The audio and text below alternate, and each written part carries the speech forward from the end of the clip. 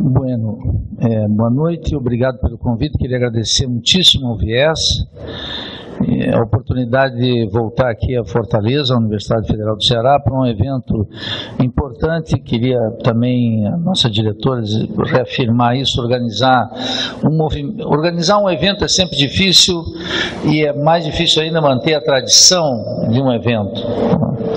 O Brasil é um país organizado pelo colonialismo intelectual, de tal maneira que as modas europeias é que ditam o ritmo dessa senhora instituição que são as universidades brasileiras, cujo ambiente acadêmico é verdadeiramente um horror.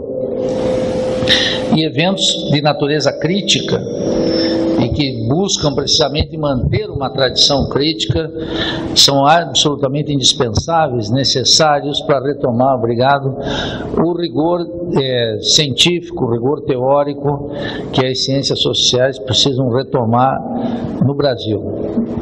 Portanto, reafirmo meu agradecimento, prazer reencontrar aqui o Gonçalo, prazer reencontrar o Júlio, prazer reencontrar o Ivan, que foi um insistente organizador para que eu também estivesse aqui, teve uma imensa paciência com a maneira acidentada com quem eu tratei o convite, mas enfim.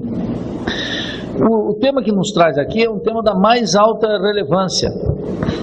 É fazer uma reflexão sobre o que é o Brasil e o que são os países latino-americanos. Os economistas abobados, quer dizer, os economistas, os sociólogos, em geral o que eles estão dizendo é ficam inventando denominações para caracterizar os países latino-americanos. Mercados emergentes, que é uma bobagem olímpica, é uma ideologia completa, ou país em desenvolvimento. Estão sempre buscando caracterizações que todas elas estão atravessadas por duas oposições binárias, que naturalmente estão ditadas pelo domínio de uma sociologia da ordem, por um pensamento social a favor do establishment, que está matizado por essas duas oposições. Ninguém consegue pensar ciências sociais para além da oposição entre moderno e atrasado e autoritário e democrático. É isso que o pensamento liberal em geral, e o pensamento de esquerda em larga medida, lamentavelmente, pensa o Brasil. O Brasil é uma oposição entre o moderno e o atrasado e entre o autoritário e o democrático. Isso é de uma pobreza extraordinária. É isso que embalou o pensamento organizado na Universidade de São Paulo, a principal universidade brasileira, e que a partir do seu programa de pós-graduação organizou o mundo, organizou o Brasil inteiro.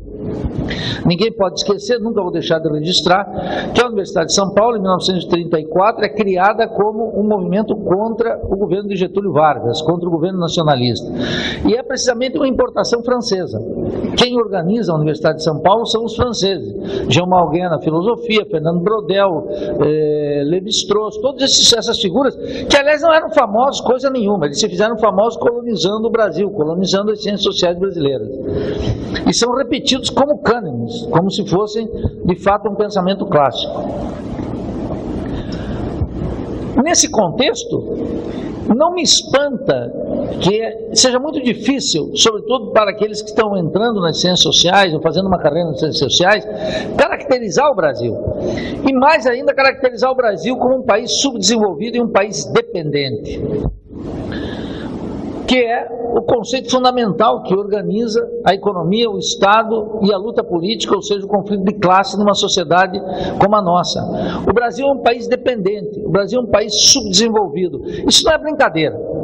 Assumir esse conceito tem implicações políticas e tem supostos teórico-metodológicos da mais alta importância, que tem sido sistematicamente desconhecido nas faculdades de Sociologia, de Educação, de História, de Geografia, de tudo, e até na cabeça dos engenheiros. Isso é desconhecido completamente. Um engenheiro formado aqui na Federal do Ceará, ele não toca no tema da dependência tecnológica, passa batido.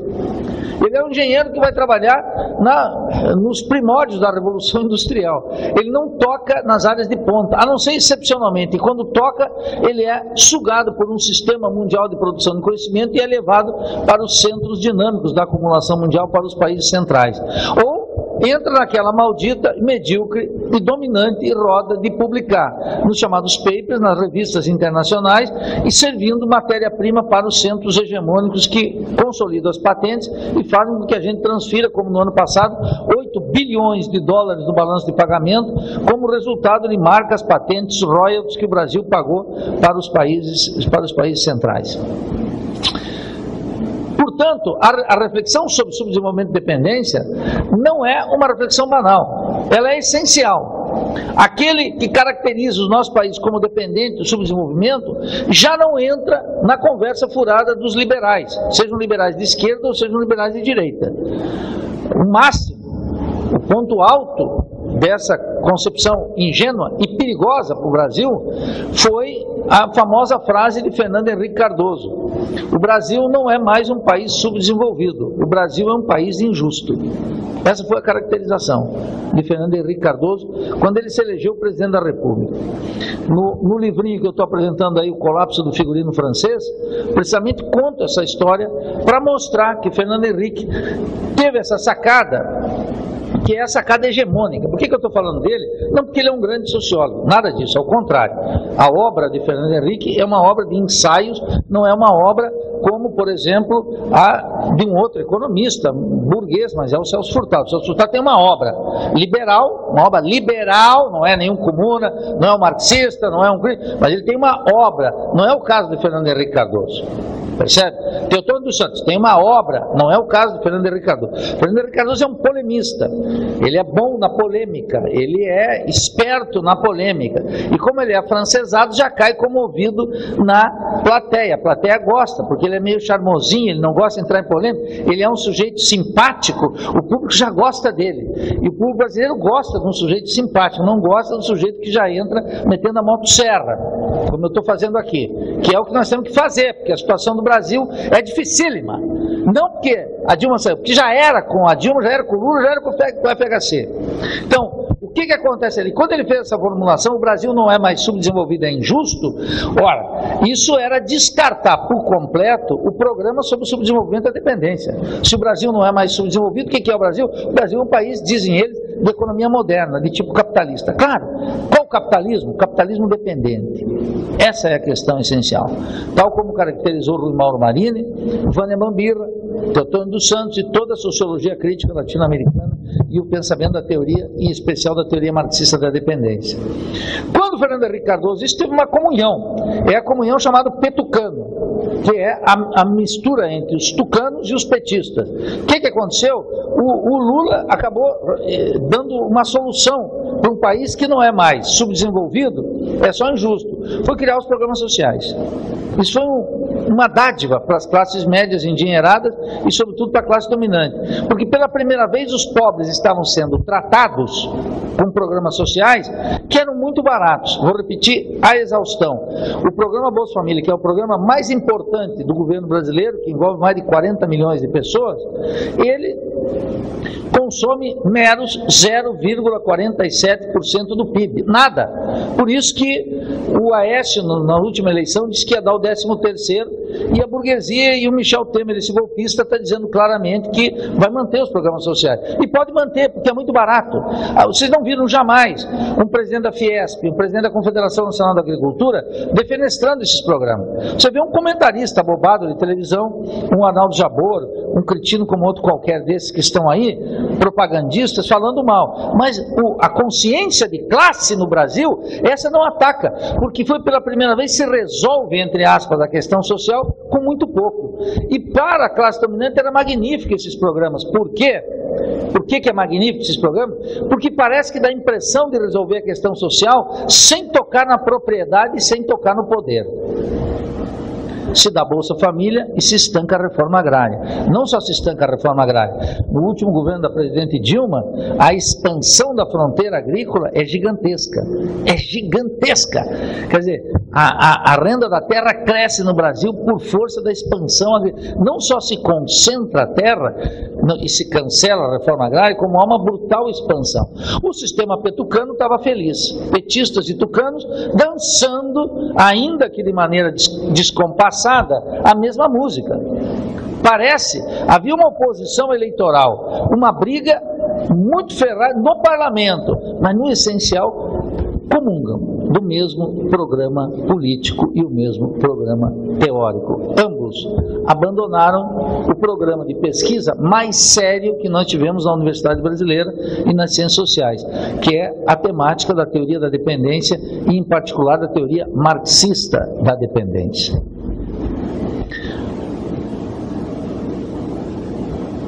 Agora, isso está começando a ficar cada vez mais claro. Cada vez mais claro. É preciso observar. O governo da presidente Dilma foi destituído. O que significa dizer fracassou politicamente. E nós temos que tirar conclusões do fracasso. Isso não endossa, no mais mínimo, o governo de Michel Temer, que é um horror de governo entreguista, direitista e ilegítimo. Isso está claro, não há disputa. Mas é preciso chegar na primeira parte da equação.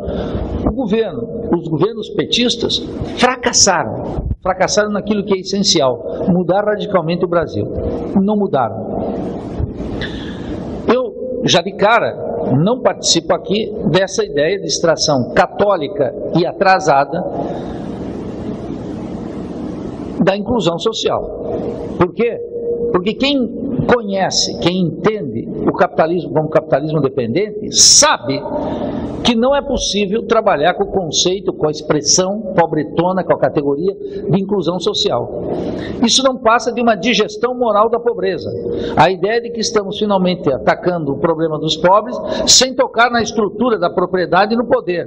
No poder, o poder das classes dominantes e o poder das classes dominantes aqui com o imperialismo estadunidense, com Washington. Percebe? Não é por nada que José Serra é o chanceler do Brasil do governo Temer. As pessoas têm que pensar sobre isso. Nós não estamos trocando a diretoria da Faculdade de Economia aqui ou a minha lá. É o Brasil. E é o Brasil com as implicações que tem de ser comandado pela Avenida Paulista, que é um horror. A burguesia mais atrasada da América Latina, que é a mais robustinha e é mais atrasada. É a mais pró-imperialista. E é aquela que poderia fazer uma coisa e precisamente aqui ela não faz. Ela se assemelha a um Porto Rico. Vou explicar com mais calma isso. Então veja, os petistas e os tucanos, ambos fecharam com essa ideia. O Brasil não era mais subdesenvolvido, o Lula dizia, né? Nós somos a quinta economia do mundo capitalista medida em PIB. Lembram? Somos a quinta economia medida em PIB, etc. O que é isso? É uma manifestação de um orgulho burguês, de que finalmente temos uma grandiosidade que chegou um momento que o Brasil ultrapassou a Inglaterra, medido em PIB, que é, para um aluno de economia do segundo ano, já sabe que PIB não é nenhuma medida segura para qualificar nada. Bem, esse programa, ele oculta algo fundamental. Ele oculta o fato de que o Brasil é um país dependente e subdesenvolvido. Eu vou repetir isso 25 vezes. E depois, quando terminar a conferência, eu vou ficar lá na porta e vou pedir para cada um o que é o Brasil. Ninguém sai se não responder que é dependente e subdesenvolvido. Vai ser uma espécie de teste aqui. Então, essa coincidência, ela tem raízes intelectuais profundas no Brasil. A intelectualidade brasileira compartilha de alguma forma de um mesmo programa de pesquisa e tornou proscrito entre nós aquele programa que era o mais importante, que é essa reflexão sobre a teoria marxista da dependência, que não se confunde em nada, vamos deixar já de claro aí, com o tema da teoria da dependência de Fernando Henrique Cardoso e Faleto. Nada que ver, aquele ensaio dos dois é um ensaio de extração weberiana, não tem nada a ver com o marxismo, que tenta valorizar o jogo das classes sociais e é escrito à sombra de um ensaio que saiu em 1967-68, que é o famoso ensaio de Rui Mauro Marini, Dialética da Dependência, que inaugura, a meu juízo, esse programa de pesquisa que a Universidade Brasileira, os núcleos críticos, como o Viés e tantos outros, estão recuperando. A juventude brasileira começou a reler essas obras, redescobrir essas obras e trabalhar nessa direção com muito mais interesse, tratando os problemas contemporâneos e as insuficiências teóricas que existiam no programa seminal lançado lá no final da década de 60 pelo Rui Mauro, nesse luminoso ensaio Dialética da Dependência. Como é que surgiu a consciência desse problema? Ora, foi no bojo das lutas desenvolvimentistas e nacionalistas da década de 50. Quero dizer, vou repetir aqui, algo que não é de minha autoria, o Brasil da década de 60 estava ficando inteligente. Não por acaso, nós tivemos uma ditadura de 21 anos, de 1964 a 1985. Por que tivemos uma ditadura de 21 anos? Porque tinha um movimento crítico, uma sociedade que estava se movendo, e uma sociedade que estava se movendo com autonomia intelectual, algo muito diferente do que nós temos hoje. A universidade é uma lobotomia acadêmica, e quero deixar claro aqui, o acadêmico não é um intelectual, o acadêmico simula um intelectual, é uma fraude. Ele exibe o Lattes, ele faz a publicação, os programas de pós-graduação, mas é de uma pobreza olímpica. Daí se tira muito pouco para pensar criticamente o Brasil e os grandes problemas do país, da América Latina e da própria universidade. A universidade está com um ambiente muito pobretão. Muito pobretão. E o ambiente da pós-graduação é o mais miserável intelectualmente, porque ele é o mais pomposo em termos acadêmicos. Percebe? Precisa ter uma renovação grande lá. Precisa ter uma mexida lá. Isso foi tudo, começou, olha que coincidência, começou com Paulo Renato. 8 anos de Paulo Renato no governo FHC. E isso continuou com o presidente Lula e continuou com a presidente Dilma. Se vocês pegarem a CAPES, o CNPq, o Conselho Federal de Educação, essas instituições, não mudou nada desde que o FHC entrou. Desde que Paulo Renato ordenou a Universidade Brasileira numa batida de privatização violenta. Depois disso acabou. O Lula fez uma expansão degenerativa, que é uma expansão que degenera, ela cresce, mas ela não ganha, e não mexeu no programa.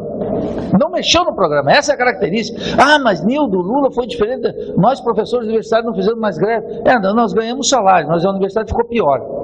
A universidade ficou pior, nós ganhamos salário, os alunos tinham mais bolsa, tudo isso é verdade, mas a universidade ficou mais marginal na sociedade brasileira, entre outras coisas, porque ela ficou resistente a esse movimento de crítica que tinha sido descoberto na década de 60. Por que se chegou à ideia de que o país era um país dependente, subdesenvolvido? Isso não era uma construção fácil, não foi uma brincadeirinha de pós-graduandos, de professores doutores ou pós-doutores, descobrir que o Brasil era um país dependente, subdesenvolvido. Isso demorou uma larga trajetória intelectual.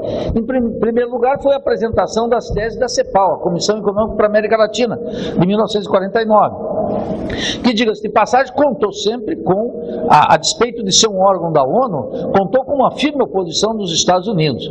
O Celso Furtado, que é um liberal, conta na fantasia organizada como Getúlio Vargas foi um sujeito definitivo para manter a CEPAL circulando, financiando, botando os recursos, etc., fazê-la lá em Santiago, no Chile, fazer aquela instituição, reunir pessoas que fossem pensar aquilo que nós podemos chamar a consciência burguesa possível na periferia. A economia política latino-americana começou a partir de 1949 com a Comissão Econômica para a América Latina.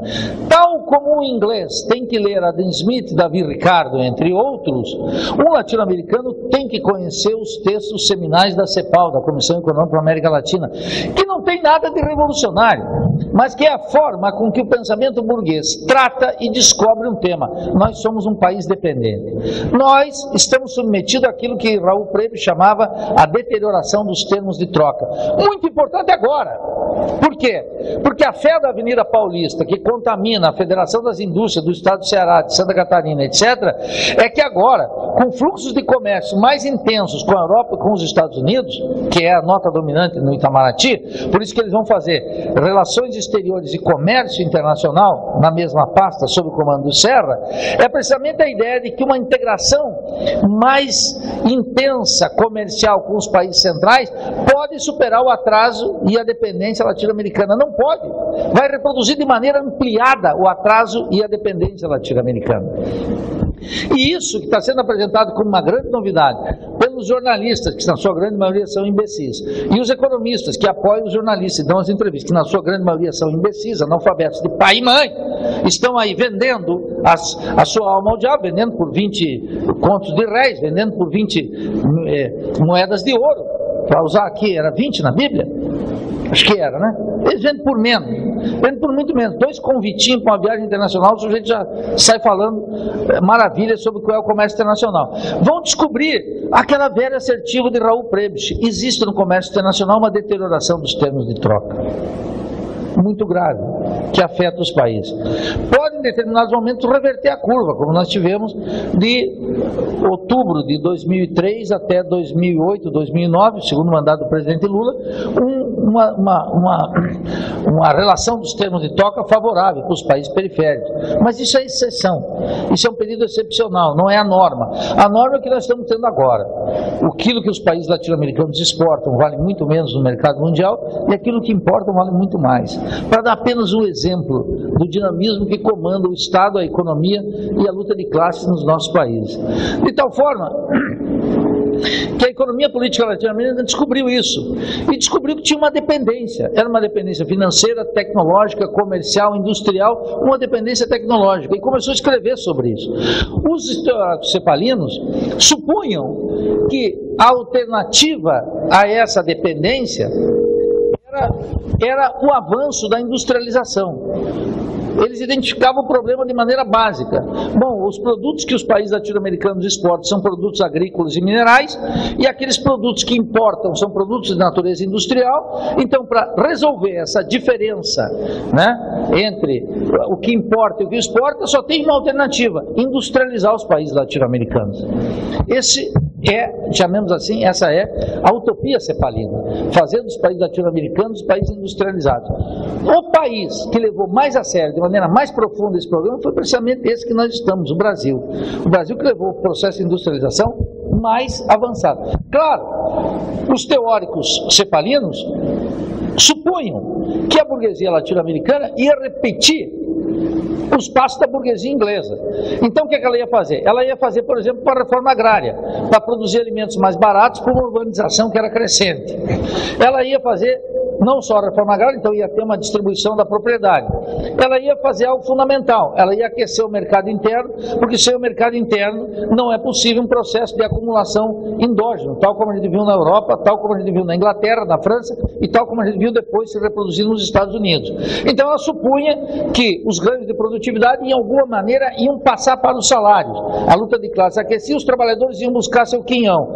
E claro que isso ia ser feito dando direitos aos trabalhadores: carteira assinada, seguro-desemprego, previdência social, etc., o programa getulista, o programa nacionalista, garantindo esse direito, e fundamentalmente em democracia, com um regime político cada vez mais participativo. O clima pré-64 no Brasil expressava isso, e o melhor governo que o Brasil já teve na história é o governo de João Goulart. Não tem para ninguém. Não tem para ninguém. FHC, Lula, Dilma, você não chega nem nos pés. Nem nos pés de João Goulart. Governo curto, que encampou o quê? Caiu por causa de quê? Caiu porque estava tocando grandes reformas. A reforma agrária, a reforma urbana, a reforma bancária. Estava fazendo o fim da lei, o fim da remessa de lucros, ou seja, impondo uma lei de remessa de lucros fundamental. O governo João Goulart tocou nos pontos centrais. Por isso que ele não foi impeachmentado, por isso que ele não foi cassado. Foi colocado numa ditadura de 21 anos, porque não era só contra ele.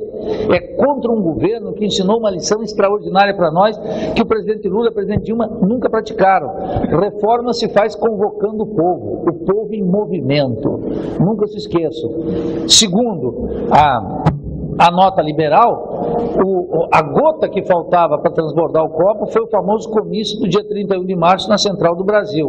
O João Goulart faz um grande comício no Rio de Janeiro, que era o tambor do Brasil, para falar o quê? Para falar das grandes reformas. Tinha que tocar as grandes reformas. Mas as grandes reformas não eram tocadas através de política pública. Bolsa Família, inclusão de cotas para afrodescendentes, nada. Isso aí é tudo coisa pequena. Isso é tudo migalha, por mais importante que seja. É tudo migalha. Eram as grandes reformas que ele estava tocando com o apoio da massa. Vejam que contraste: o presidente Lula e o presidente Dilma jamais convocaram o povo para uma batalha, nem agora, nem depois de perder o mandato, nem quando estavam prestes a perder o mandato. Nunca convocaram o povo para as praças dizer assim: vamos tirar esse governo impostor. É gente muito disciplinada na ordem burguesa, não dá um passo sem combinar com a Avenida Paulista. não dá um passo sem ouvir a FEBRABAN, não dá um passo sem ouvir a Confederação Nacional da Agricultura, não dá um passo sem consultar a Globo, embora fique defenestrando a Globo o tempo inteiro. Então o que acontece? Essa lição foi de 64. Esse governo é o que eu chamo de um governo nacional reformista. Era um governo nacionalista e um governo reformista. Imagine, um governo que diz: as multinacionais não vão remeter lucros como elas estão remetendo todos os anos. Se nós vamos ver no balanço de pagamentos. Não vai ter uma lei de remessa de lucro. Remete uma parte, a outra parte tem que ser reinvestida aqui. Para ter o quê? Para ter taxas de acumulação, reprodução ampliada do capital, emprego, incorporação da produtividade da produtividade do trabalho, remuneração do salário, mercado interno, etc, etc, etc.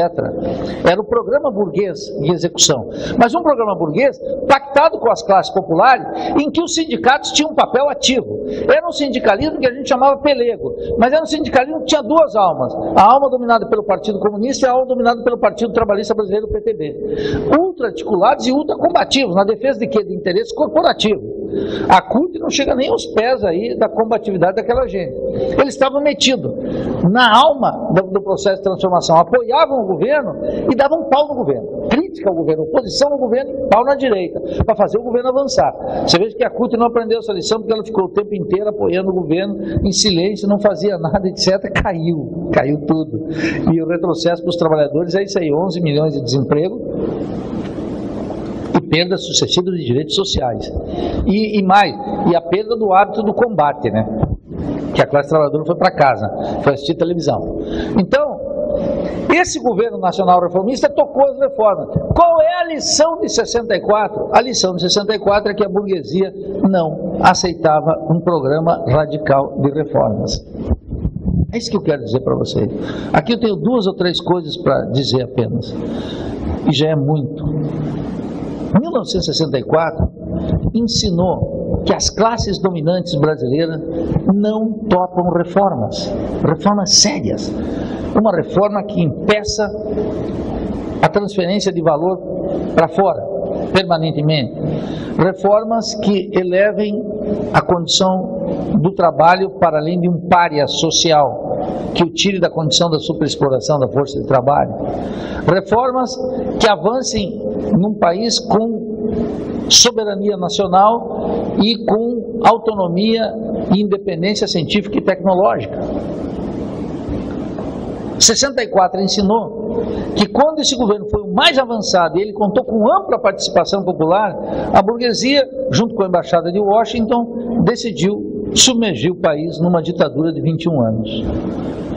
Essa ditadura não foi só contra-reformista e contra-revolucionária, ela fez algo ainda mais importante. Ela aproveitou as condições políticas de repressão violenta, de perda das liberdades sindicais, de combate à organização dos trabalhadores da cidade e do campo, as ligas camponesas, etc. e tal, e fez algo fundamental, um desenvolvimento brutal das forças produtivas. De 64 a 85, o Brasil deixou de ser um país rural para se transformar num país urbano, de alta industrialização e realização do sonho cepalino sem as condições previstas pela CEPAL. O PIB crescia de maneira violenta. O milagre brasileiro de 1968 a 73 fez com que o Brasil apresentasse taxas de crescimento do PIB de 13%, era o dobro da chinesa, que é de 7 e 8%. Ou seja, um desenvolvimento industrial gigantesco. É das entranhas da ditadura que nasceu essa classe operária internacionalizada, da qual um dos seus filhos é o Lula. Ele mesmo não entende isso. Ele adora uma multinacional. O Lula gosta da multinacional. O governo do Lula e da Dilma adora uma multinacional. Não era como o governo do Jango, que tinha uma grande desconfiança das multinacionais e queria colocar uma canga nas multinacionais. Aqui vão ter que produzir, mas vão ter que deixar aqui parte dos lucros, porque é produzido com o valor, o suor, o sangue e as fezes dos trabalhadores brasileiros. Isso é uma lição básica de economia política, elementar de economia política. E é uma lição que naturalmente não se ensina nas faculdades de economia mais. Mas isso é essencial para entender um país subdesenvolvido e dependente. De tal maneira que começou a se configurar socialmente para todo mundo, ficou claro que essa burguesia não topava. Nesse período de 59, 62, 64, é que esse programa da teoria marxista da dependência começou a se esboçar. Para muita gente não precisou de ditadura. no interior das organizações de esquerda e os intelectuais de esquerda, entre os quais estavam Rui Mauro, Teotônio dos Santos, Paul Singer, quando ele ainda tinha lucidez, Vânia Bambirra, etc. Essa gente começou a perceber e disse, olha, não tem, aqui vai... E claro, e uma figura extraordinária, um baiano extraordinário, que se chama Alberto Guerreiro Ramos, que é o maior sociólogo que o Brasil já conheceu, não tem para ninguém. Alberto Guerreiro Ramos, nós vamos estar publicando, já faço a propaganda aqui, um livro dele extraordinário, que é Mito e Verdade da Revolução Brasileira, de 1961-62, vai estar saindo lá pelo Instituto. Eu recomendo que vocês adquiram esse livro. É um tratado mostrando como o Brasil era inteligente na década de 60 e como era a luta entre os nacionalistas e os comunistas em 1962, 63, 64. E o que ele vaticina lá? Como vaticinavam também Rui Mauro, Teotônio, Vânia Bambirra, na Polop, que era uma das organizações de esquerda. Olha, aqui é o seguinte, ou nós vamos para a Revolução Socialista, ou vem uma contra-revolução da burguesia. Venceu a segunda, veio uma contra-revolução e uma ditadura de 21 anos. Nessa transformação econômica, política, social do Estado operada pela ditadura, o Brasil virou uma potência na periferia capitalista importante. Não deixou de ser subdesenvolvido, ao contrário, aprofundou ainda mais a dependência. Qual dependência? A dependência científica, a dependência tecnológica, a dependência econômica, a dependência cultural através do aprofundamento do colonialismo cultural, da televisão, de tudo isso que está posto aí. O Brasil se transformou num país mais dependente ainda. Ficou cada vez mais claro que não havia saída dentro da ordem. O que aconteceu isso? Esse é o primeiro recado que eu quero dar. O segundo é que a lição não foi aprendida. Por quê? Porque se abandonou o tema da teoria marxista da dependência. Quando começou o processo de democratização, todo mundo começou com o tema da democratização. Lembrem, Golbery, uma transição lenta, gradual e segura. Era uma transição dentro da ordem, monitorada por Washington, e que aqui implicaria em não romper, e não fazer a ditadura pagar pelos seus crimes, tal como ainda paga na Argentina. Percebe? Observe na Argentina, toda semana tem militar indo para a cadeia, tem jornal e jornalista que foram cúmplices da ditadura pagando com patrimônio e com cadeia. Há um juízo de todos os crimes. É o processo mais profundo que há na América Latina, mais avançado. Nenhum foi tão longe quanto esse, ainda que as organizações de direitos humanos reclamem com razão que tem pontos que ainda não avançaram suficientemente, mas é indiscutivelmente. Quer dizer, essa ditadura aqui no Brasil foi batida num terreno confortável, veio uma transição. Nessa transição estava claramente configurado que não se podia tocar em pontos centrais. Todo o movimento de oposição à ditadura e a esquerda dominante nesse período aceitou a tese de que era preciso fazer uma transição. E o Brasil fez uma transição. Primeiro com Tancredo, um conservador, depois com Sarney, depois com Collor, depois com Itamar, depois com Fernando Henrique, depois com Lula, depois com Dilma. O essencial não se toca. Veja, duas ou três... Como é perigoso isso? A presidente Dilma tem uma trajetória de militância extraordinária, tem um passado magnífico. Ninguém se arrisca com armas na mão combater uma ditadura. A presidente Dilma teve essa coragem. Isso ninguém pode tirar dela. A despeito de ser um governo de quinta categoria, é um governo da elite, isso não anula a trajetória do personagem. Ninguém pode ignorar isso. Você veja que ela na presidência, sendo sido uma mulher torturada nos porões da ditadura, não abriu os arquivos. Que coisa, né? Que coisa! Parem para pensar sobre isso. Aqui ninguém rende contas. Aqui ninguém presta contas. A elite está sempre poupada. Essa que é a questão. Sempre. E agora de novo. Entendeu? Então, não só não se tocava em problemas como de direitos humanos e as graves violações de direitos humanos cometidas pela ditadura militar brasileira, como não se tocava nos pontos centrais. Por isso que o governo de Fernando Henrique, totalmente neoliberal, e o governo do presidente Lula, neoliberal total com Palocci, hein? Lembra os 3 primeiros anos de Palocci, era um horror. Praticou um ajuste fiscal pior que o do malandro. Teve aquele interregno de 2003 a 2008, depois veio o presidente Dilma e depois esse ajuste feito pela presidente Dilma. O ajuste é feito pela presidente Dilma, está sendo aprofundado pelo Michel Temer.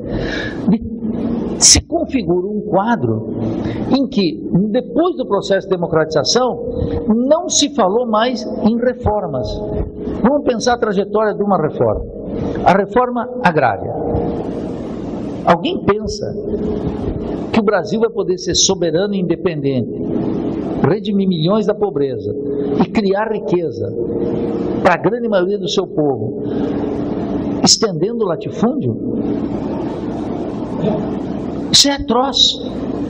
O latifúndio é um latifúndio para exportação. É o latifúndio que aparece naquela notinha em God We Trust, que é o dólar, que cria aquele sujeito da caminhonete grande, com aquele chapelão curtindo o Luan Santana, quer dizer, o fim do mundo. É um mau gosto instituído. É uma espécie de cultura country from United States que aboba esse cenário e vai para a televisão. E o pessoal ainda na universidade está tão atrasado que piorou, criou um sertanejo universitário que é ainda de mais mau gosto ainda. É um horror! É do mau gosto. Sei lá, talvez na Dinamarca pudesse ser bom, mas no Brasil, que tem a música que nós temos, que isso impere, significa o quê? Que no terreno da cultura é expressão do quê? Do domínio do latifúndio na economia. Qual é o grande vantagem da balança comercial, que esse ano deve ter 50 bilhões de superávit? O grosso do superávit é a exportação de grãos e matérias-primas, latifúndio e mineração, latifúndio e samarco. Faz essa combinação para ver o que dá. Dá crime ecológico, assassinato de dirigentes sindicais no campo, atraso científico-tecnológico, transgenia, dependência científico-tecnológica, atraso industrial. Qual é a moral da história? De 1994, quando começa o Plano Real com Cardoso, a 2016, a participação da indústria no produto, que era de 24% do PIB, 24, 26, há controvérsia sobre isso, no ano passado é 9%. Há um retrocesso industrial gigantesco, um aprofundamento da dependência gigantesca. O que nós vemos no sistema político? No sistema político a gente vê o quê? Nem a FHC, obviamente que fez um programa de contra-reformas, o governo neoliberal do primeiro ao último dia, o governo do Lula, como o governo da presidente Dilma. O que fizeram? Não tocaram em reformas. Aliás, não vamos esquecer, o Lula fez a reforma da Previdência contra os trabalhadores. Então não teve mais reforma. O que se instituiu? Se instituiu a fé na política pública. Vamos fazer política pública. A professorada tudo assessorando, tudo com projetinho. Os alunos todos também participando do cinismo. Estou fazendo um projeto de política pública com os camponeses do Crato. E outros, estou fazendo um de política pública dentro da universidade. Tudo bem comportadinho, cinismo, beijando na boca da burguesia por baixo do pano, sem tocar nas questões essenciais, abandonando um programa de reformas. Mais do que isso, saiu o conceito de dependência e superexploração dos trabalhadores, entrou esse conceito cristão de quinta categoria de inclusão social. Isso eu tenho um pavor disso. Porque a ideia de incluir socialmente supõe que tem um sujeito excluído socialmente. Ora, aquele que é excluído, ele não está excluído. Ele está na posição do sistema, na condição de superexplorado. Ele é um pária. Ele é um cara sem direitos. Ele tem um Estado, uma economia, uma cultura, negando todo momento para ele qualquer possibilidade de ele ser aquilo que os liberais prometem, ser um cidadão. Ele não é nunca um cidadão. Ele é alguém de metade, sempre. Então começou essa ideia de inclusão social. Essa ideia de inclusão social estava baseada nas políticas públicas, esquecendo de algo fundamental que atualiza o programa da teoria marxista da dependência. Eu tenho 5 minutos para falar, quero concentrar nisso. O que é? Ela fez o seguinte: política pública. O pessoal esqueceu que tem uma dialética entre política pública, reforma e revolução. Se a política pública não está articulada com um movimento amplo e profundo de reformas, ela não tem viabilidade. E se as reformas não estão articuladas com o projeto da Revolução Brasileira, tal como ensinou 64, ela tampouco tem viabilidade. Mas é preciso reconhecer, em 64 pelo menos tinha um governo que sonhava com reformas e vacilava na Revolução. Agora, nesse processo de democratização com Lula, Dilma, etc e tal, nós temos um processo de políticas públicas que não toca nas reformas, abandona as reformas e nem quer falar, ouvir, nem num seminário aqui do viés em revolução. Então o que se atualiza agora? A Revolução Brasileira. Ou vocês acham que volta a Dilma, elege outro governo, ele volta com Minha Casa Minha Vida, programa de inclusão social, cotas para afro, de 5 ministérios para as mulheres. Isso é uma balela de 5ª categoria.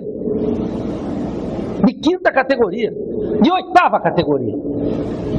De 20ª categoria. Isso é insustentável. Está lá, tem uma mulher do BNDES. O que melhora isso? Uma mulher a favor do capital. Completamente. Tá, tem a situação dos afros no Brasil melhorou? Não melhorou. Melhorou aqueles que entraram. O racismo continua pesado porque é articulado com o capitalismo. O que eu quero dizer? Se não equacionar a articulação entre política pública, reforma e revolução, fracassa. Por quê? Porque o capitalismo dependente latino-americano tem 3 regrinhas de ouro, sem as quais não se pensa um programa radical de transformação. E aí eu toco no 3º ponto e concluo. Primeiro, o capitalismo aqui funciona, como diz Rui Mauro Marinho, Dialética da Dependência, transferindo o valor da periferia para o centro. Transfere valor de múltiplas formas. Transfere valor pelo sistema de dívidas, transfere valor pela exportação de motores, transfere valor pela exportação de soja, transfere valor por pagamento de royalties e dividendos, de todas as formas. Basta pegar o balanço de pagamento, está tudo lá, tu vai vendo como é que transfere valor. Um governo efetivamente sério, nacionalista, reformista, revolucionário, comprometido com o Brasil, tem que estancar isso. O Brizola dizia isso, as perdas internacionais, e o pessoal gozava. O Brizola estava tocando num ponto central. Então não tem que subsidiar a expansão de multinacional, consumo de linha branca e veículos. É o contrário. Tem que dar água encanada, escola, saúde, educação de primeiro nível. Foi uma festinha do consumo. Tentar dar a cidadania pela esfera do consumo insustentável. Isso é de um reacionarismo atrasadíssimo. Então, a primeira coisa que tem que entender, que a teoria marxista da dependência captou, elucidou, mostrou como é que funciona, é que as economias periféricas funcionam transferindo o valor da periferia para o centro. Segundo, mostrou que tem uma lei, uma espécie de uma lei de bronze aqui, que é os salários, os trabalhadores estão submetidos à superexploração da força de trabalho. Deixa eu mostrar para vocês como é que é isso. Você veja que aí tem uma briga do governo afastado da presidente Dilma com esse impostor do Temer, que é tirar o salário mínimo da indexação do reajuste da Previdência, da base da Previdência. O que é o salário mínimo? Quase 80% dos trabalhadores brasileiros ganham até 3 salários mínimos. Eu vou repetir. 80% da população economicamente ativa no Brasil ganha até 3 salários mínimos. O salário mínimo necessário para o Diese, um salário mínimo, é de R$ 3.500. Agora pegue 3 salários mínimos, 900, 2.700. 80% da força de trabalho do Brasil não ganha sequer o salário mínimo necessário. Os números... O Lula era um cínico nisso, era um impostor nisso, não estava sozinho. Todos os tucanos e os demo estavam juntos nisso. Quando o Lula dizia, tiramos 40 milhões da miséria e colocamos 30 milhões na classe média, o dado do que era um sujeito de classe média estava dado pela Secretaria de Assuntos Estratégicos da Presidência da República, que foi ocupado, entre outros, por Wellington Moreira Franco, o primeiro-ministro do Michel Temer, esse que está aí. O que dizia a Secretaria de Assuntos Estratégicos da Presidência da República? Dizia o seguinte, um sujeito de classe média é aquele que ganha entre R$ 539 e R$ 1.039.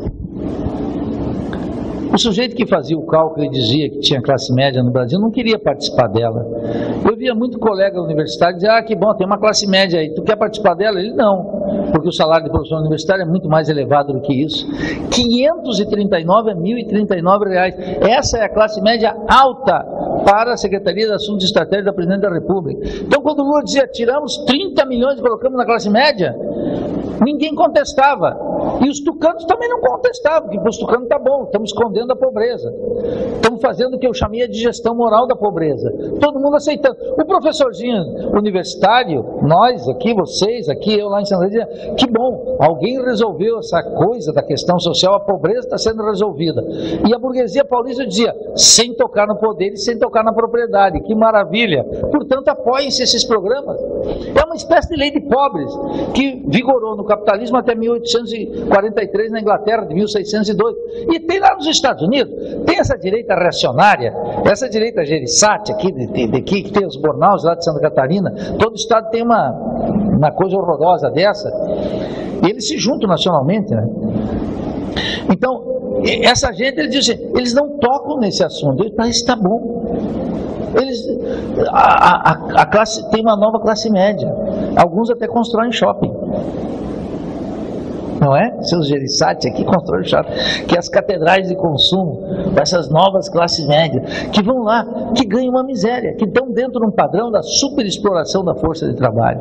Esse conceito é muito importante, conceito tirado de Marini, que é uma extração da mais-valia relativa, da mais-valia absoluta e de parte do fundo do salário dos trabalhadores. Esse é um segundo conceito fundamental. Um governo que queira tocar no problema tem que tocar nisso. Isso não se faz sem movimento sindical autônomo, militante e que bate no governo. O movimento sindical tem que ter autonomia e completa, coisa que a CUT não tem, essas centrais sindicais nenhuma tem. Todas dependem de uma razão de partido, todas são submetidas a uma razão de Estado. Então, enquanto os trabalhadores não lutarem contra essa superexploração da força de trabalho, não tem. Combina. Por que tem que ter superexploração da força de trabalho aqui? Porque a burguesia brasileira e latino-americana, como ela perde na esfera da circulação internacional, ela tem que compensar internamente essa perda e lança a mão de uma cota maior de exploração aqui dentro. Por isso que não vai ter cidadania para ninguém. É superexploração na veia sempre. Não tem alternativa. Terceira questão fundamental, a teoria marxista da dependência diz, olha, aqui o capitalismo latino-americano não admite reformas. Concluo com isso, Júlio. Veja, não é que não admite reformas, não é que a gente não deva lutar por reformas, nós devemos lutar por reforma. Rosa Luxemburgo, essa mulher extraordinária, essa marxista brilhante, quando Eduard Bernstein, no século XIX, formulou, né, no início do século XX, formulou que o fundamental não era o objetivo final, mas o movimento real, e que não tinha que lutar mais pelo socialismo, ele falou, ou reforma ou revolução. E a Rosa Luxemburgo, essa mulher astuta, brilhante, disse, não, reforma e revolução. Então nós temos que lutar por reformas. A reforma agrária, a reforma do sistema bancário, a reforma do sistema penal, a reforma do sistema universitário, mas tem que ter nenhuma ilusão de que essas reformas só se realizam com uma revolução socialista. Agora tem que internar o Nildo. Revolução socialista? Sim, aqueles que acham que isso é impossível têm que me responder por que as políticas sociais deram num beco sem saída. Nós não sabemos se a revolução social é inviável. Nós sabemos que as políticas sociais têm um limite claro. Nós sabemos que as reformas têm um limite claro, quando não estão articuladas com um processo revolucionário. Por isso que, agora, a recuperação do programa da teoria marxista da dependência é a fundamentação teórica do programa da Revolução Brasileira. Quem quiser reconstruir qualquer governo tem que pensar nessa perspectiva, ou nós vamos brincar de eleição a cada 4 anos. Muito obrigado.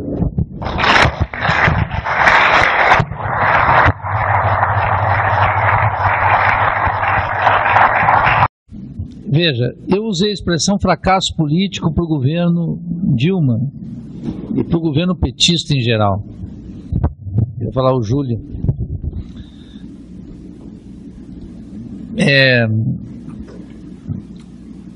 E é muito importante reconhecer isso.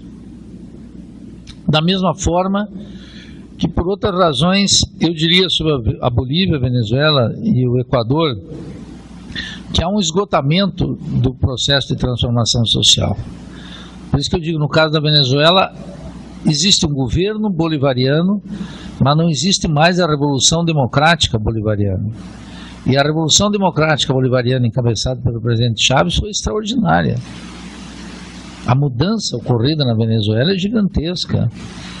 Primeiro, há um debilitamento do Estado burguês na Venezuela gigantesco, uma desestruturação. Não apareceu no seu lugar o Estado comunal que os bolivarianos propuseram. Mas a apropriação do excedente petroleiro por parte do país, isso é uma ruptura total em relação à Quarta República, que era o que existia antes. E há um saldo extraordinário, né? O que mais me espanta no caso venezuelano é como, com uma inflação absurda, com uma falta de eficiência completa das chamadas políticas públicas, com a corrupção muito estendida no governo, etc., como a população ainda mantém um apoio considerável ao governo. E só existe uma resposta, é que esse povo aprendeu, no calor da luta, como é difícil mudar um país. É uma aprendizagem popular. As massas participaram da política na Venezuela. Não foi um grupinho, alguns grupos. Foram milhões que interviram na política. Para usar uma definição de Trotsky, a revolução ocorre quando as massas intervêm na política. E as massas fizeram um mega processo de intervenção na política na Venezuela. Não puderam manter, como nenhuma revolução mantém, as massas em movimento o tempo inteiro. Não aconteceu na Rússia, não aconteceu na China, não aconteceu em Cuba, não aconteceu em lugar algum do planeta.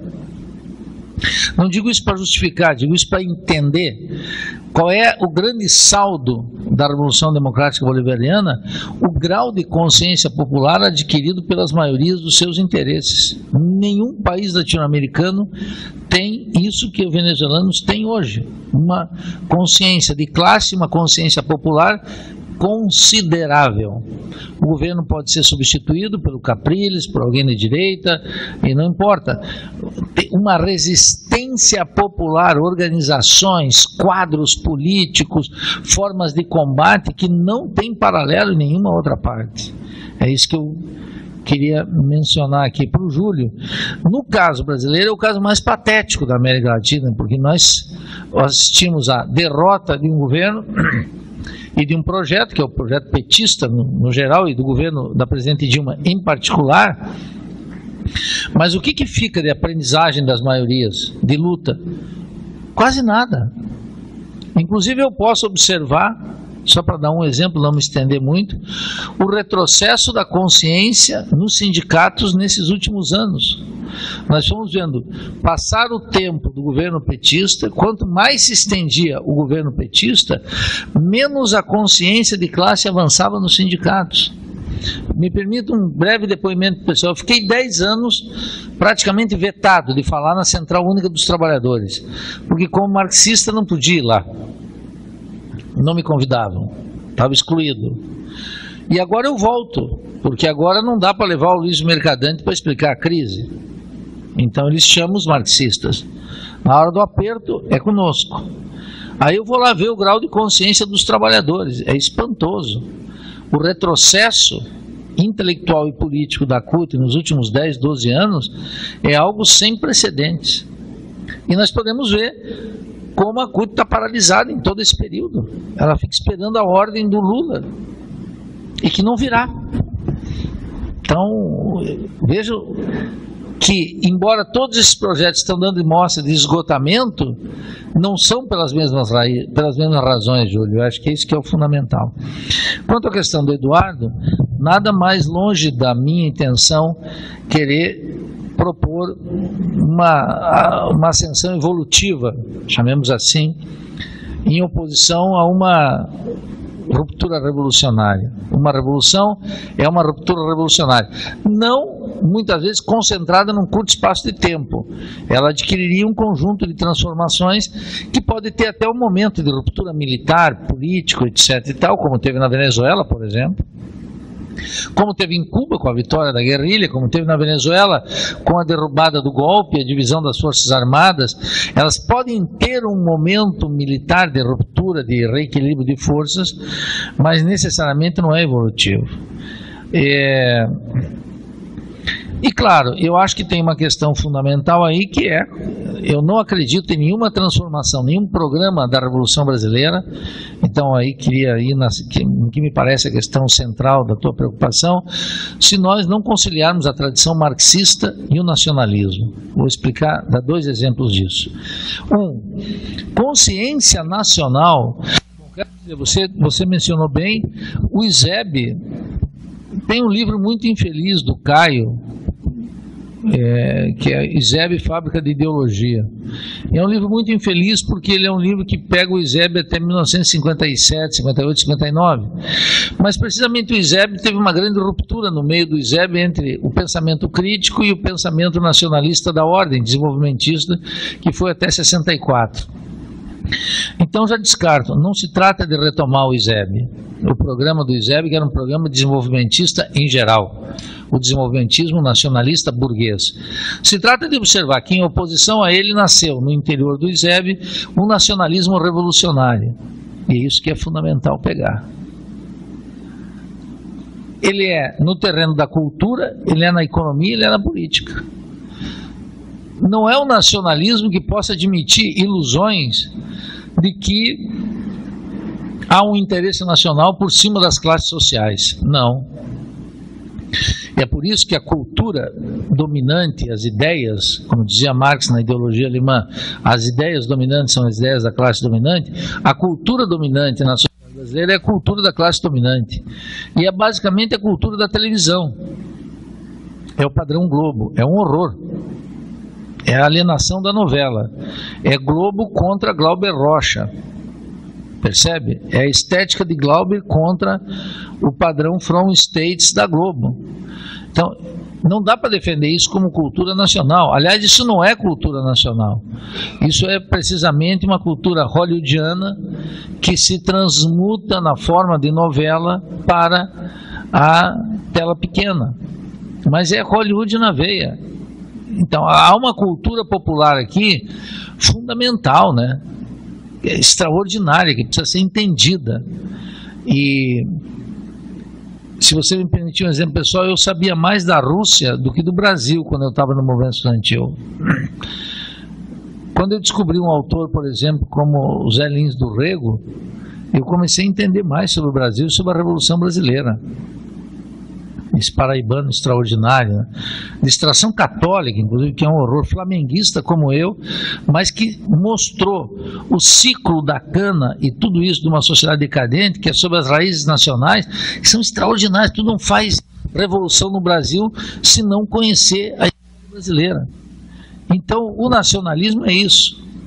E claro que nesse contexto, você veja, o Guerreiro Ramos fez essa oposição que depois foi incorporada por Paulo Freire através de Álvaro Vieira Pinto, porque Guerreiro Ramos formou Álvaro Vieira Pinto e Álvaro Vieira Pinto fez a cabeça do Paulo Freire. Os estudantes católicos, os militantes católicos não sabem do Guerreiro Ramos, pensam que é do Paulo Freire, mas é do Guerreiro Ramos, que é o seguinte, que é a oposição entre consciência ingênua e consciência crítica. E essa passagem é fundamental. E essa passagem significa concretamente no terreno da relação da luta de classe, entender que a questão nacional necessita de uma resposta socialista.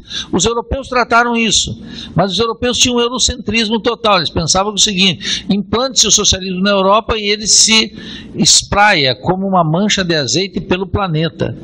Lenin rompeu com isso, a propósito. Por que todo mundo aqui era louco pela Terceira Internacional? Porque na Segunda Internacional, os povos da periferia ficavam olhando, esperando que o socialismo acontecesse nos países centrais. O Lenin, na Terceira Internacional, disse: não, os elos débeis do imperialismo. E nos elos débeis começa a revolução. E aí nós passamos a ser protagonistas da história. E isso é decisivo. Isso é decisivo. O socialismo finalmente não aconteceu nos países desenvolvidos, foi na periferia capitalista. Daí a importância de Lenin, da reflexão da Terceira Internacional, e daí a legalidade de um marxismo que se originou na América Latina, na Ásia, no Vietnã, na África. Tem um marxismo. Walter Rodney da África, como a Europa subdesenvolveu a África.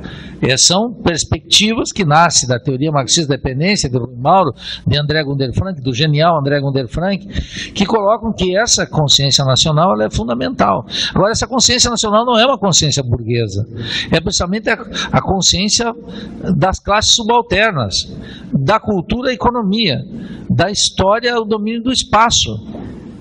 Percebe? É isso que nós vamos ter que ter aqui. O sujeito precisa saber que o Brasil não faz fronteira com o Chile. Ele precisa saber. Ele precisa saber que o Brasil é um país continental. Ele precisa saber quantos quilômetros existem entre Santa Catarina e Ceará. Ele precisa saber disso. Veja como o processo de transformação no Brasil é lento. Na Argentina é explosivo, na Venezuela é explosivo. No Brasil é uma lentidão, isso tem a ver com o território. Isso que eu chamo da questão nacional, tem que ter um estudo sobre a questão nacional, para eliminar qualquer ilusão de conciliação de classe com a burguesia. A questão nacional é nossa, desde o ponto de vista da Revolução. Então, e sobre o Eusébio, quer dizer, sobretudo pegar a polêmica do último período. Sobre a Camille, quer dizer o seguinte: o que fazer nas eleições? Sobre o Kurdistão, eu confesso, eu não sei nada do que está acontecendo lá. Não acompanho, portanto não posso te responder. Sobre as eleições, o que eu acho que eu dar um único recado é a coisa mais nefasta que aconteceu para a consciência crítica no último período foi a redução da política às eleições.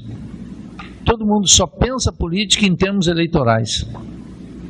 Nós precisamos acabar com isso. Não me interessa em quem você vota, no sentido genérico. Me interessa o que tu faz antes, durante e depois das eleições. Como é que é a tua atuação militante? Então está em redefinição no Brasil o conceito de militância. Tem gente que vai lá, coloca uma postagem no Facebook e pensa que está militando. E tem gente que participa do comitê eleitoral e acha que está em militância. Isso é uma idiotice completa, das mais idiotas possíveis. O Facebook tu divulga ali uma coisinha, participa de uma eleição, apoia um candidato, mas isso não é política. Política está definindo o terreno da luta de classe, dos conflitos contra a propriedade, contra o poder, contra o dinheiro. É aí que está a política. É isso que precisa ser retomado. Quando nós retomarmos isso, a gente vai saber o que fazer com as eleições. Eu diria que é o inverso.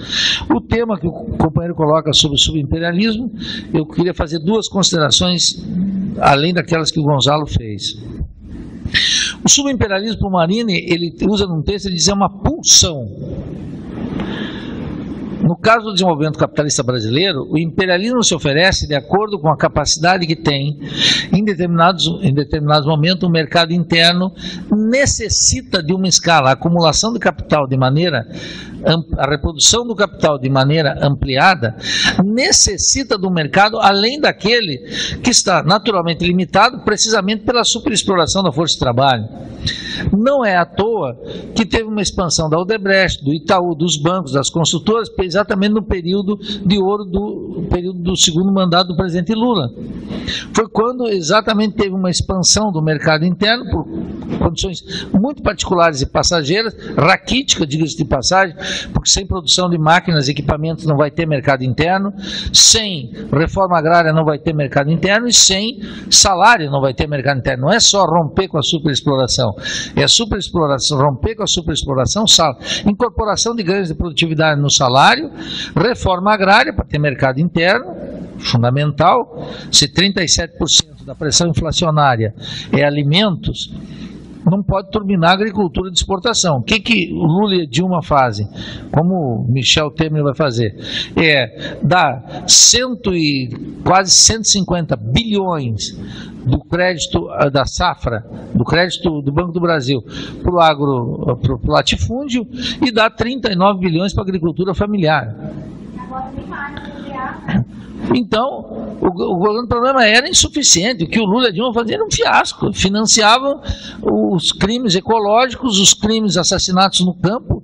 Os dados da CPT e do CIMI são violentíssimos. O número de assassinatos de dirigentes sindicais aumentou. E aumentou também o número daqueles que foram ameaçados e foram assassinados. Mais gente foi presa, sim, mas a matança aumentou. O conflito de terra aumentou. E a expansão da fronteira agrícola no mandato da presidente Dilma foi extraordinário. Tem que ver os dados, é gigante. Eu estou sem eles aqui, mas já estou dando a pessoa e checar. Nenhum governo ampliou tanto quanto a presidente Dilma e Cátia Abreu no Ministério da Agricultura. Aliança de classe total, por isso que eu digo, era para as massas migalhas e para o poder burguês o grosso. Então, o subimperialismo está isso. Agora, o subimperialismo jamais vai superar a posição do Brasil na divisão internacional do trabalho. Está posto lá. E o Serra, precisamente, o que quer negociar agora um tratado de livre comércio, é o bilateralismo, né, que eles querem apoiar agora, é para fazer um acordo de livre comércio com os Estados Unidos. Obviamente, o acordo de livre comércio com os Estados Unidos, que fez o México importar milho, que acabou com a agricultura na Colômbia, que liquidou com a mineração no Peru e que vai fazer no Brasil também. E o que a rodada de Doha estão retomando? Os países centrais não vão abrir os mercados internos para a exportação de produtos agrícolas e os países periféricos, Gonçalo, vão abrir o que resta da indústria para a penetração do capital estrangeiro. Vai submeter ainda mais. Por isso que a pulsão imperialista, subimperialista agora diminui, cessa. Percebe? Não é só por causa da Lava Jato que pegou empreiteiras. Vai bater no sistema bancário, etc. E você tem razão, o Marini nos últimos anos, ele mesmo, muitas vezes que eu tive a felicidade de conversar com ele, ele dizia, olha, a superexploração ela está comandando a nível global. Mas eu fui fazer pesquisa sobre isso e encontrei um economista marxista estadunidense, que é o Vitor Perlo, e ele utiliza essa categoria da superexploração antes ainda do Rui Mauro Marini, analisando o caso brasileiro e analisando também os Estados Unidos. Então essa categoria, como é teu nome, desculpe? Pedro, ela tem que ser retomada exatamente como um sistema, como um sustento do sistema em escala global, tal como o Marini colocava. Agora o Marini era muito cuidadoso, ele dizia, olha, eu conheço da América Latina, não sei a África e a Ásia, tem que ser visto isso. Mas em 2 textos finais da vida dele, ele coloca muito claramente como isso é uma tendência que se espraia pelo mundo. E finalmente o Hermenegildo coloca a questão aí da reforma.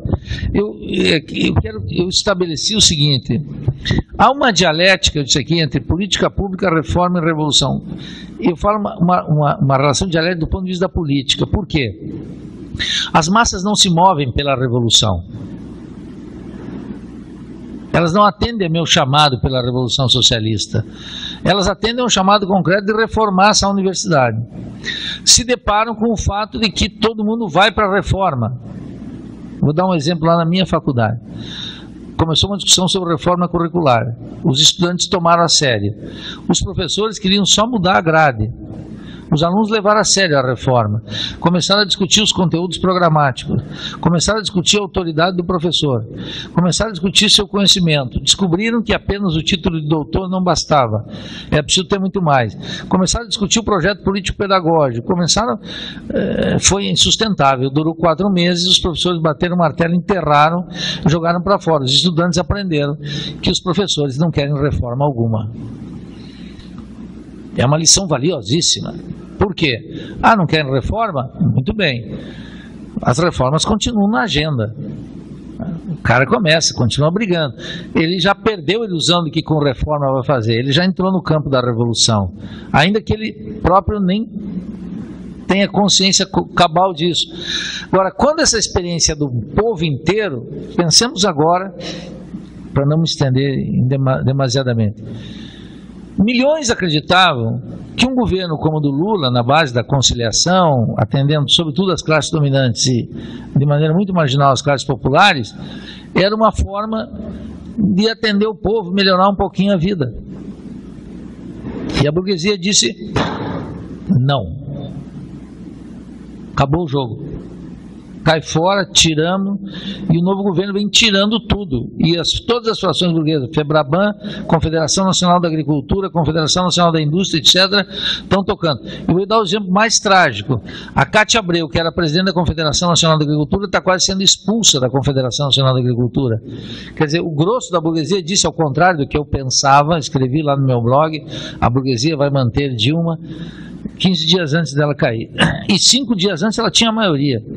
O Jarbas Vasconcelos é que conta isso. E no dia anterior, o Michel Temer estava em São Paulo, teve que voltar para Brasília, lembra? Eles estavam perdendo ali. Bom, a burguesia disse não quer. Todo esse pessoal que acreditava que era possível com política pública e Bolsa Família e cotas e tudo isso atender, disse, bom, meu filho, isso não dá mais. Eu sabia disso, tu provavelmente sabia. Agora milhões sabem. Agora é mais fácil eu falar em revolução, dizer, pessoal, vamos discutir revolução?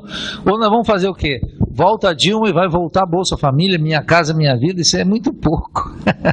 Não dá mais. O bom é que o meu vizinho, que não acreditava no meu discurso de crítica do Lula e a Dilma, agora ele está dizendo assim, temos que ir mais fundo. E esse é um terreno muito melhor. Talvez não vai acontecer agora, mas está o conflito posto, milhões acordaram para a política. Inclusive, queria concluir com isso, é o seguinte, muita gente que saiu de Verde e Amarelo na Avenida Paulista contra a corrupção, foi ótimo, entrou na política.